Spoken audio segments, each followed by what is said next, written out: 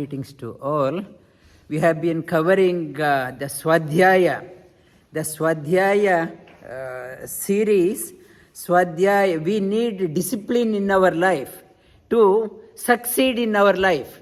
Whatever profession we are in, without discipline, we can't succeed. The discipline part, it's a yoga instills discipline in our life. The foundation, the ground rules of yoga are yama and niyama.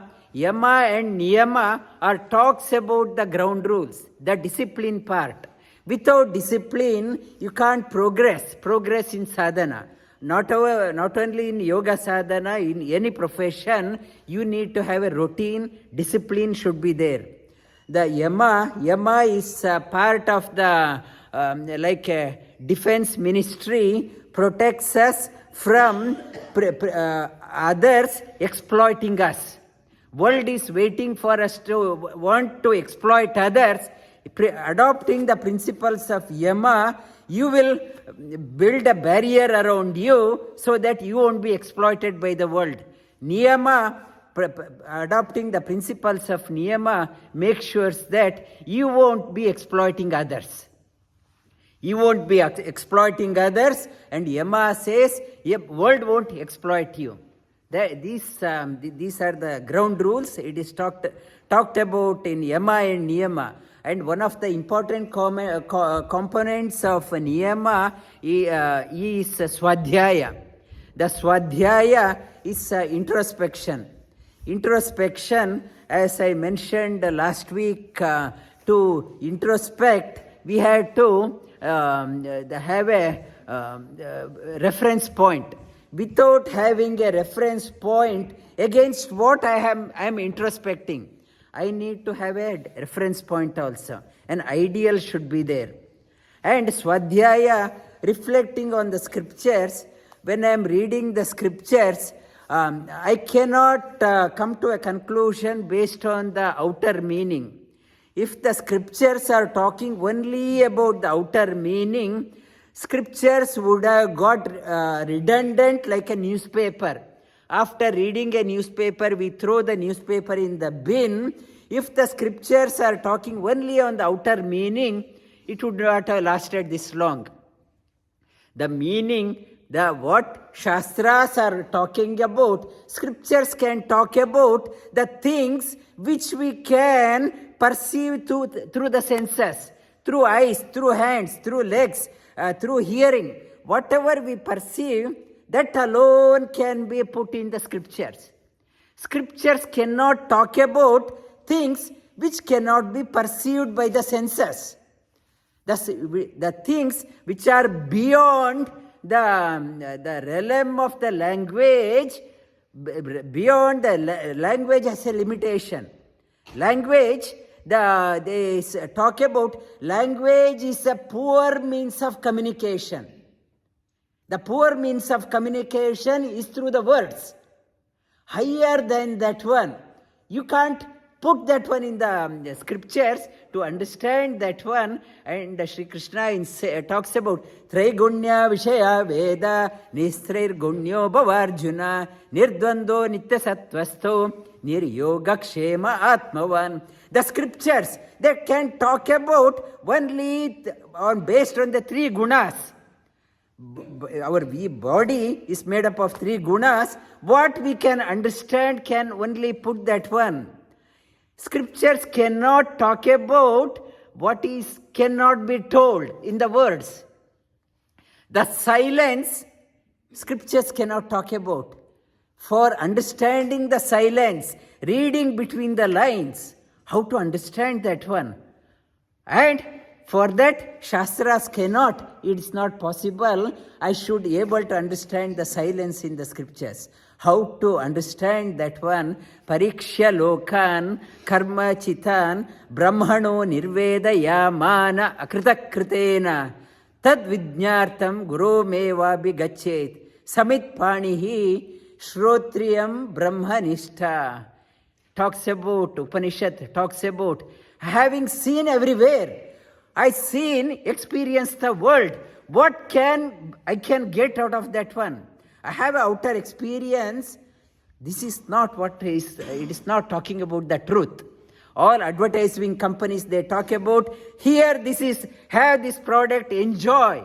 I tried all advertised products, still I am not happy.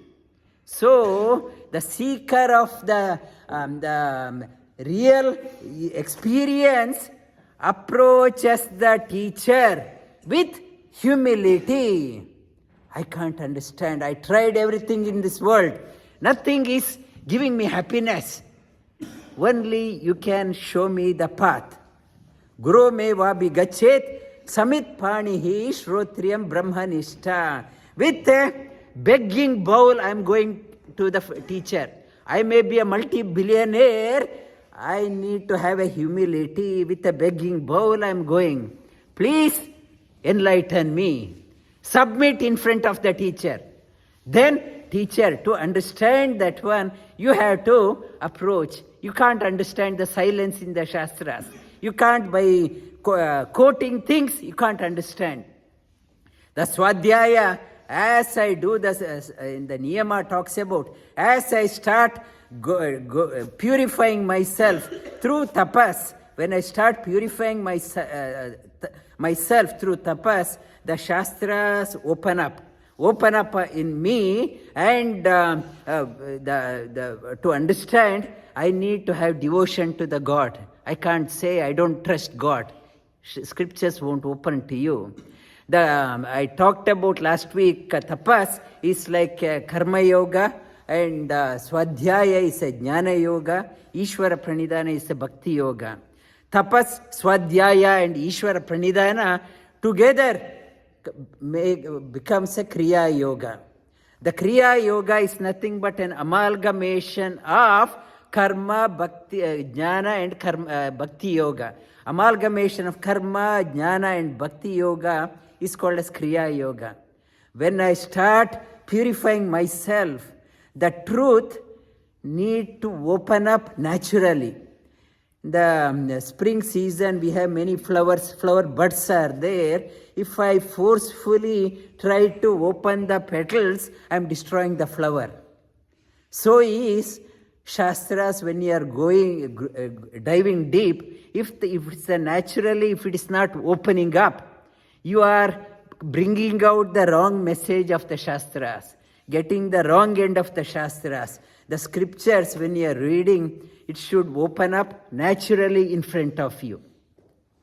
That the Svadhyaya, the culmination of Svadhyaya, when I am reading, the meaning says, this is my meaning.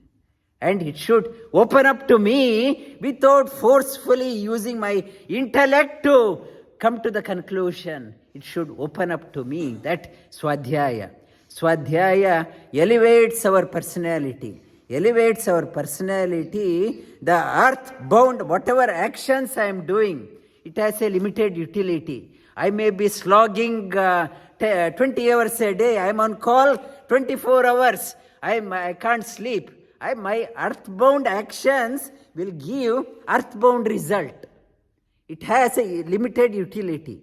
Limited utility. Application is limited. Day in and day out I slog to make $1 extra. That dollar can take me a limited application. It cannot give me everything what I want in this life also. Limited application. As I do the sadhana, this is earthbound, is called as karma bhumi. Higher than that one is called as, this is bhuloka. Higher than that one, bhualoka. The departed souls. When I kick the bucket, souls will be wandering around. That is called as bhualoka. Some siddha purushas also wanders around. And higher than that one is called as Swargaloka. Swargaloka, and people wants to have party, non-stop party on the earth, and they want to go to heaven and want to have a non-stop party. And even in the heaven, it is a time-bound happiness. After my stock of merit, what I have done, and it is over, I have to come back to earn and enjoy, come back, enjoy. And the seekers of that one, having known that one, I'm tired of coming and going, I want to explore the higher thing. What is the permanent? I don't want to come back again and pack and pack, pack and pack. I am tired. And so, seekers, they aspire for higher lokas. In the talks about higher lokas called as Swarga Mahaloka, Janaloka, Tapaloka, Satyaloka. 5 higher planes. In the Bhagavatam also it talks about, in the Upanishad also talks about, in Matsya Purana also it talks about when the Brahma's lifespan is 31,104 billion years. Out of his one day is 3.14 billion days. Indian billion days in the human life is one day. After 12 hours, Brahma takes rest. It's a night time for Brahma. After 12 hours, he goes into sleep, night time. At that time, what happens? The pralaya happens. Pralaya gets inundated. The earth gets submerged. Bhuloka, Bhualoka and Swargaloka. Everything is destroyed. Up to Swargaloka is destroyed. The Siddha Purushas, Mahatmas, they may be in the earthly plane or in the Bhualoka or Swargaloka, or they are in the higher loka. They are safe. They are not affected by this Brahma's 12 hours of pralaya. Night time they are not affected. They go to the higher plane. They go to, if they are in the Swargaloka, they move to Mahaloka or Janaloka. They go to higher, like here the heavy floods across, and where in Pakistan or parts of India, when there is a heavy flood, we move to the higher plane to protect ourselves. And so the sadhakas, they go to higher plane to protect themselves from the negativity. When the negative forces take control over the earth, living for a good person is impossible. They seek to elevate themselves to the higher plane. I can't live. So much of negativity, and so through sadhana, they elevate themselves to the higher plane. And the sadharaka, why we had to do the sadhana? To protect ourselves, to elevate ourselves to the higher plane, to remain immune to the negativity. Otherwise, if you are only stuck here, constant problem, constant bombardment of negativity. Seekers of this one, sadhaka, I am tired. Of this one, I want protection. What is the protection? Move towards the Satyaloka. In the Satyaloka, last week I said, ideal world and real world becomes one. Here we talk about, in the earth we say, maybe scriptures are talking, it is not practical. So much of gap. As you start moving up, this gap narrows down. In Satyaloka it becomes one. The sadhakas, siddha purushas, they move up. What Shastras are saying, talking about you, yogi, you have potential to go up. Why get stuck here? And you are bombarded with the negativity, problems. You are embarked on a yoga journey. You can go up in your life. You can elevate yourself. We'll talk about another dimension next week.